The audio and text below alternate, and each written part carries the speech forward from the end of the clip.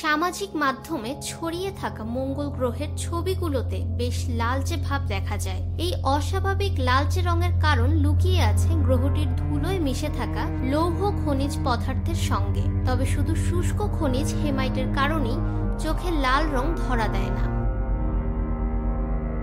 বিজ্ঞানীদের মতে মঙ্গল গ্রহের পৃষ্ঠে যে পাথর বা বালু আছে তাতে থাকা লোহা এবং পানির সঙ্গে অক্সিজেনের বিক্রিয়া হয়, সেই কারণে এই খনিজগুলি তৈরি হয়েছে, যা দেখতে মনে হয় যেন মরিচা ধরে গেছে।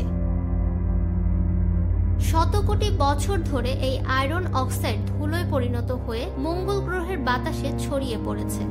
অনেক বিজ্ঞানীদের মতে জারিত লোহা বা ফেরিহাইড্রেটের জন্য মঙ্গল গ্রহের রং লাল। তবে এর আরো একটি তথ্য আছে, শুধুমাত্র আয়রন অক্সাইডই মঙ্গল গ্রহের লাল রঙের কারণ নয়।